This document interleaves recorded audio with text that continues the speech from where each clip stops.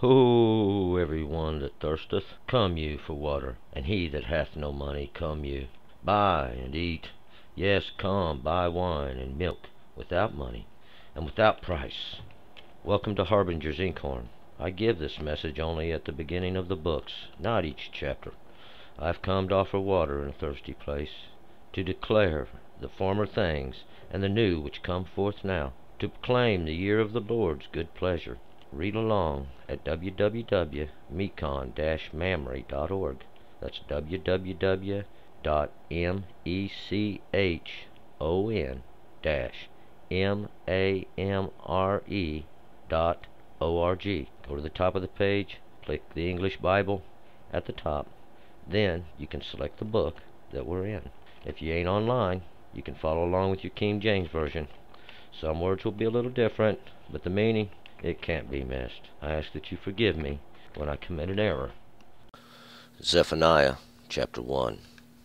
The word of the Lord which came unto Zephaniah the son of Cushi, the son of Gedaliah, the son of Amariah, the son of Hezekiah, in the days of Josiah, the son of Ammon, king of Judah. I will utterly consume all things from off the face of the earth, saith the Lord. I will consume man and beast, I will consume the fowls of the heavens, and the fishes of the sea, and the stumbling blocks with the wicked, and I will cut off man from the face of the earth, saith the Lord. And I will stretch out my hand upon Judah, and upon the inhabitants of Jerusalem. And I will cut off the remnant of Baal from this place, and the name of the idolatrous priest with the priest, and them that worship the host of heaven upon the housetops, and them that worship and swear to the Lord, and swear by Malcolm, them also that are turned back from following the Lord, and those that have not sought the Lord, nor inquired after him. Hold your peace at the presence of the Lord. For the day of the Lord is at hand, for the Lord hath prepared a sacrifice, he hath consecrated his guest. And it shall come to pass in the day of the Lord's sacrifice that I will punish the princes and the king's sons, and all such that are clothed with foreign apparel. In the same day also will I punish all those that leap over the threshold, that fill the master's house with violence and deceit. And in that day, saith the Lord, hark, a cry from the fish gate, and a wailing from the second quarter, and a great crashing from the hills. Well, you inhabitants of Maktesh, for all the merchant people are undone, all they that were laden with silver are cut off. And it shall come to pass at that time that I will search Jerusalem with lamps, and I will punish the men that are settled on their lees, that say in their heart, the Lord will not do good, neither will he do evil. Therefore their wealth shall become a booty, and their houses a desolation. Yes, they shall build houses, but shall not inhabit them, and they shall plant vineyards, but shall not drink the wine thereof. The great day of the Lord is near. It is near, and hasteth greatly. Even the voice of the day of the Lord, wherein the mighty man crieth bitterly. That day is a day of wrath, a day of trouble and distress, a day of wasteness and desolation, a day of darkness and gloominess, a day of clouds and thick darkness, a day of the horn and alarm, a day of the horn and alarm against the fortified cities and against the high towers. And I will bring distress upon men, that they shall walk like the blind, because they have sinned against the Lord, and their blood shall be poured out as dust, and their flesh as dung. Neither their silver nor their gold shall be able to deliver them in the day of the Lord's wrath. Neither their silver nor their gold shall be able to deliver them in the day of the Lord's wrath, but the whole earth shall be devoured by the fire of his jealousy, for he will make an end, yes, a terrible end, of all them that dwell in the earth. All right, let's go back up to verse 1, and we will starting a new book today, Zephaniah. Zephaniah was possibly a descendant of Hezekiah, the king, and the generations fit. It doesn't actually point that out, but there's only one Hezekiah in the book, and we would find that most likely he is a descendant or one of the king's son. Zephaniah happened just after Isaiah's period. His period ended with Hezekiah, and this is happening in the days of Yoshia. And in between that period of time, we would have had Manasseh and Ammon, which Ammon is the father of Yoshia here. And Zephaniah means, my treasure is God. And God is a great treasure, a great thing to find even to those that are in darkness, those of darkness, and that's what Cushi means.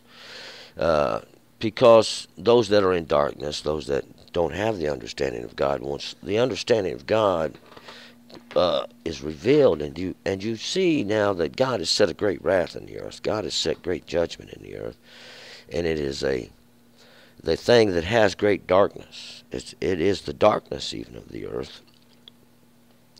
We're going to find that God is the most precious treasure in all the earth.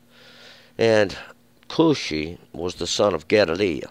Gedaliah is God magnifies, and that's what God has done. God has magnified. He has doubled. God has magnified it in a way that it is making it known. He is trying to make it known, even so that you can see it. Magnify it so that you're able to see even the great work of God. Gedaliah, he's the son of Amariah. And Amariah is simply those that God speaks to. Amariah is those that Yah is talking to or speaks to, who can hear. And those are the strength of God. This is the strength of God, how he's able to speak and you can hear him. See, and this is really what we're talking about, and that's who God's talking to. See, and he's trying to comfort even his people through a judgment that he's made in the earth. Yoshia, it means God finds, and we remember in the time of Yoshia. Yoshia became king at a very bad time in the history. His fathers had sinned greatly against God, and Yoshia had destroyed all the high places and stuff, and he became king at a very young age. And while they was cleaning out the temple, even where they had set up nasty, horrible, detestable things unto God, they found the book of Deuteronomy, this book, even the book of the law. They've actually found Moses' book, the book of Moses, the book of the law. And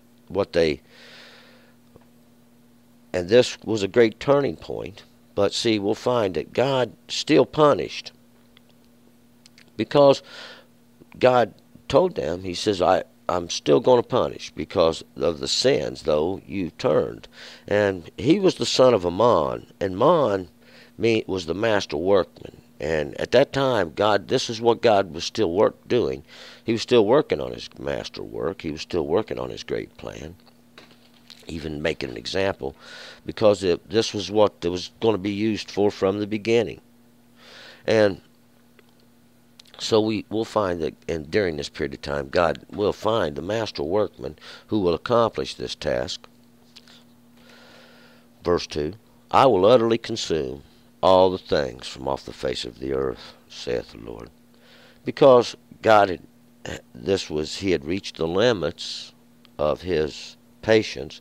God had reached the limit during this time, and even now, his patience. He's worn out with it, and he's ready to destroy all the earth. And we'll find out that Zephaniah we can feel his frustration even in his words, and we can feel the frustration of God through this. 3, I will consume man and beast. I will consume the fowls of the heaven, and the fishes of the sea, and the stumbling blocks with the wicked, and I will cut off man from the face of the earth, saith the Lord. Consume the man and beast. The beast is usually representation of those that stand in high places, and we'll find out that's very much what it is. And these are those that fall under their influence. The fowls of heaven even represent all those that devour, that God is, that those fowls of heaven are those devouring birds that practice idolatry. And the fishes of the sea. Now these fishes of the sea represent life, life even in the earth, life in the world, life in man, and these fishes represent even the souls of men, the spirits of man. And the stumbling blocks with the wicked. And these stumbling blocks are simply idols. These are also the words of men, and they go out and they fall on the ground because they're lies. See, they're lies, and they're used to cheat, they're used to steal, and mainly hunt, fish, for the souls of men. I will cut off man from the face of the earth, saith the Lord. And these are the men that do this. 4. And I will stretch out my hand upon Judah, and upon the inhabitants of Jerusalem, and I will cut off the remnant of Baal from this place, and the name of the idolatrous priest with the priests. And he's going to stretch out his hand upon Judah in wrath, in anger. See, and Judah is that place of praisings. It even represents that last stronghold that God is protecting. See, what he did was he used Israel to try to teach Judah a lesson, and we'll find that Judah just didn't listen. See, God even punishing greatly and protecting greatly, but they just wouldn't listen. Same example that we have in the earth today. And upon the inhabitants of Jerusalem, even this place of peaceful teachings. I will cut off the remnant of Baal. Baal was this image that man had made, this Lord image. It was half man, half bullhead or something. It was a hideous little thing that they had made. But what it is, it becomes the epiphany of Lord, rulership.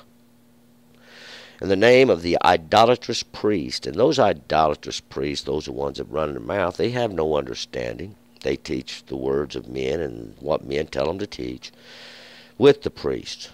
See, and what God done, well, he's just simply took away your knowledge and your understanding. Don't mean you ain't there no more. You're all still right there where you was. But he took away your understanding and your knowledge, see, and he put in your mouth the spirit of lying prophet.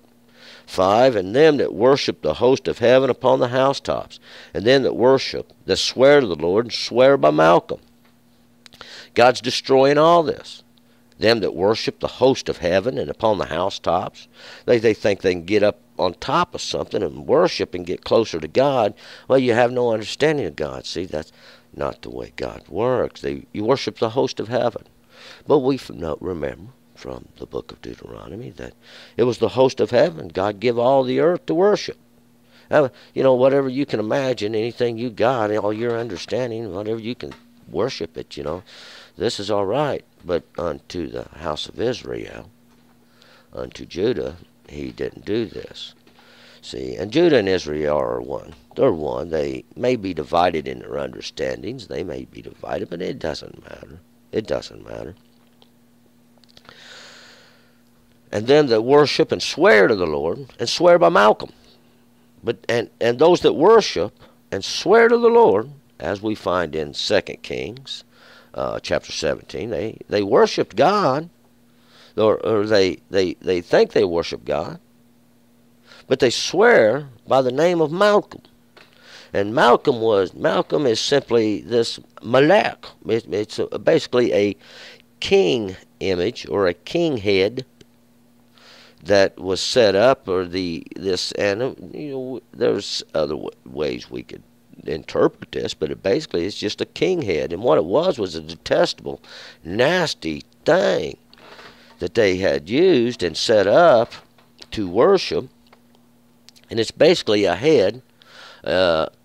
Some of the rich people even had human heads that had actually been took off and cured, like somebody would do a squirrel or something on a mount. They took that head, and what they would do is set it up there, and in its mouth they'd take a little gold plate. They'd write the name of whatever not a god they had, and on that plate slip it in its mouth, and this was to represent the words of God coming out of it. Then they'd get down there and they'd bow down to this little Malcolm, See, and worship God, thinking this little Malcolm head is going to have the Word of God. Of course, we know that there is great ignorance in the bowing down to anything. 6, them also that are turned back from following the Lord, and those that have not sought the Lord, nor inquired after him. All those that have turned back from following the Lord, God's law, the law, see. When you don't follow the law, you're not obeying God. You're not following what God asked you to do. It's just as simple as that. That have not sought the Lord. You ain't even inquired of the Lord, but you'll run down, listen to everything somebody's got to tell you. They'll give you a little cookie and send you out, sing a song, say a prayer unto who knows what, give you a cookie. See? You throw a little money in the bowl and away you go. See, what'd you do? Buy yourself another few days there? You won't buy nothing. We're going to find that out. Zephaniah tells us that. Hold your peace at the presence of the Lord God. Hold your peace at the presence of the Lord God. For the day of the Lord is at hand. For the Lord hath prepared his sacrifice. He hath consecrated his guests. See, the Lord's done this. It's the work of God. See? It's the work of God. God's done prepared it. God's done made it ready. We're going to find out what it is. It's pretty simple if you ain't figured it out already. See, he hath consecrated his guests. God blesses who he chooses. See, God, because he is God. He has done consecrated his guests. He's done chosen them. He's put the word in their heart. He calls them constantly. Of course, we know those out there have tried to deceive. They do deceive greatly. But see, God has a way of turning all this around. God has a way of blowing a horn, so to speak, sounding an alarm, making it known, so that everybody has a chance to get out, as he's been trying to tell you for a while. Get out of her. Get out. Come out. God's calling you out. 8, and it shall come to pass in the day of the Lord's sacrifice that I will punish the princes and the king's sons, and all such that are clothed with foreign apparel, all those clothed with foreign apparel, those that put on the garments of Babylon, those that go in and teach everything. They want to run their mouth. They have no understanding. They've imputed every little tradition of about every little story they could imagine into their understanding, trying to make some great teaching, trying to make some understanding that doesn't exist. See, but God has worked this. God has done this. God's going to punish the princes and the king's sons, those that are rulers, those that are making an example of it in the day of the Lord's sacrifice. And a day is always going to represent some understanding. See, it's a little understanding. A day, it's a circle of light. It's some understanding from the greater light. 9, in the same day also I punish all those that leap over the threshold, that fill their master's house with violence and deceit. They leap over the threshold. And what this means is when you dwell in a man's house and you work for a man, his threshold represents his rules, his law. See, and God's law represents the threshold of his house. See, there's no difference. And when you leap over that threshold, it means you get inside the house, but you don't obey the law. You don't obey the wishes of the master's house in which you've just entered. But you've entered to do violence and deceit. See, to lie, and to steal and pilfer, and other horrible crimes that we won't mention. See, this is what you do. When you try to go in the house and not obey the rules of the master's house, this is exactly what you do. 10, and in that day, saith the Lord, hark, a cry from the fish gate, and a wailing from the second quarter, and a great crashing from the hills. Oh, a great crashing from the hills. Destruction from the fish gate. fish gate. That's the gate they used to go, and I'm going to say they used to go out and go gather the fish, and they'd bring it in there by as close to the merchant area as they could get it. And these, then also, I've told you now, these fish represent the souls of men, and that's what they do. They go out and they fish for the souls of men, and they return it to the merchant city. We're going to find out this is sin to God. This is not a good thing. Why? Well, the souls belong to God. See, these are the souls of God. You're not going to save these souls alive. You return these souls to the city to be consumed. The wailing from the second quarter. That's wailing from the second quarter. There was no second quarter during the period of Josiah. You know, this is a poorly translation. What we got here is a wailing from the repetition of crashings. Wailing now. Wailing from the repetition of crashings. The constant, the double, another crashing even. And a great crashing from the hills. Those exalted places. You want to see an exalted place? Just go down to the corner. There's one. That's what they look like. That's what we're talking about. I ain't going to hold it back. I ain't going to lie to you. We don't have time. 11. Well, you inhabitants of Maktesh, for all the merchant people are undone. All they that were laden with silver are cut off. This silver, simply the souls that have been caused to pass through the fire that they make ornamentation out of. They clothe themselves with the souls of men. They think they can accomplish some great deed, do something, make them a higher place. This is the hills, these high places. You're the inhabitants of Maktesh. Maktesh is mortar. But it's not so much the mortar we're talking about. It's how the mortar's made. It's ground into a powder. And then it's mixed up vigorously, see? And this basically is going to represent this, even this untempered mortar of later on. That's what they've laid their walls up. They did a little more research before they got started. 12, and it shall come to pass at that time that I will search Jerusalem with lamps, and I will punish the men that are settled on their lees, that say in their heart, the Lord would not do good, neither will he do evil. Well, that's probably what you do say in your heart, having no understanding of who God is. The Lord will not do good, the Lord will not do evil. For he does surely do both. And there's no greater example I can surely think of than what the Lord's done. And these Jerusalem with lamps, this place of peaceful teaching, he's going to search it out with lamps. And I'm going to tell you what these lamps are. These are the lights of God. This is the law of God. This is the understanding of God he's searching it out with. He's going to punish the men who are settled on their lees. These are the dregs, these lees, the dregs, the bottom of the barrel.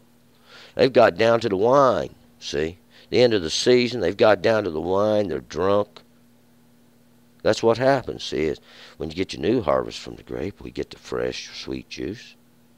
And as the year goes on, a little time goes by, see? The children, they got to quit drinking that. They can't drink that stuff. That just about kill a child. But these older men, these men who think they can handle it, they can handle this strong drink, they get drunk. They get on the lees. They get settled in their ways. These are the settlings at the bottom of the barrel. 13. Therefore their wealth shall become a booty, and their houses a desolation. Yes, they shall build houses, but shall not inhabit them, and they shall plant vineyards, but shall not drink the wine thereof. These plant vineyards, they think they can set their own vine, set up a vine, get some fruit off of it. But there's one vine, and that's God and his law, his understanding. You think you can build houses. You can build your house, but you're not going to get to live in it, see? For God is the master of the soul, and God judges the soul. Men don't judge. See, men don't judge. God judges, and he judges all with one law. 14. The great day of the Lord is near. It is near and hasteth greatly. Even the voice of the day of the Lord, wherein the mighty man crieth bitterly. This is the great day of the Lord, and it is near. It is near and hasteth greatly. Even the voice, we see it, we hear it, speaking loudly. They've exalted themselves. They've raised themselves up. They've raised up. And the oppression of the poor crieth out to God. It's gone up. It's in the ears of God. Violence and deception in everywhere. Taken for gain. Selling justice. Perverting order. This is wherein the mighty man crieth, and I mean the mighty, all those rulers, those that set you up. You set you up a place there, and you rule out of it for your own gain, oppressing the people, having no understanding, never seeking it, never looking for it. See, 15, see that day is a day of wrath. A day of trouble and distress, a day of wasteness and desolation, a day of darkness and gloominess, a day of clouds and thick darkness. It ain't no day to rejoice. No, it ain't no day to rejoice. It's a judgment of God that's fell upon you, see. It's a judgment of God. God did this to you. See, God's punishing you. Why? For your perversion. You leaped over the threshold. You thought you could get in another way. Like a thief. 16. A day of the horn and alarm against the fortified cities, against the high towers. See, that's what it is. It's a day of the horn. A horn. Blow the horn. Blow it loud, see. It's an alarm. It's what it is. It's a sound going off saying, hey. We've been deceived. We've been lied to. We've been had, so to speak. Not a good day for those that have done this, though. For the multitudes of what they've deceived. I keep thinking about Sisera. See, Sisera and how he was staked to the ground. 17. And I will bring distress upon men, that they shall walk like the blind, because they have sinned against the Lord. And their blood shall be poured out as dust, and their flesh as dung. Well, that's basically what the old flesh is about good for anyways, fertilizer. But anyway, the distress, I will bring distress upon men. Men don't think they're in distress. Men say, oh, everything's good and everything's fine. That ain't what I see when I look out into the earth. You walk like the blind, see. God's already done it to you. You've already been had. See? That's what's happened. All those done been deceived, God's done took away. See, God's done, He just ripped the words out of your mouth, the idolatrous words, those words that cause to go astray. 18. Neither the silver nor their gold shall be able to deliver them in the day of the Lord's wrath. But the whole earth shall be devoured by the fire of his jealousy, for he will make an end. He will make an end. Yes, a terrible end of all them that dwell in the earth. Silver and gold ain't going to save you. I told you it wasn't. Those belong to God anyway. So you've gathered it up for nothing. You've gathered it up for God. It belongs to God. See, God's going to reap that which belongs to Him anyway. God's going to require everything that belongs to God. You've tried to pollute it. You've tried to distort it. You've tried to impute it. But see, God, in the end, done all this. He declared it from the beginning what He was going to do. No place to hide. Silver and gold can't save you. There's no place to hide from the Lord's wrath. In the day, in the understanding of the Lord's wrath, in the understanding that you violated the law of God. See, there's no escape from this. You can lie, but sooner or later it comes out in the end.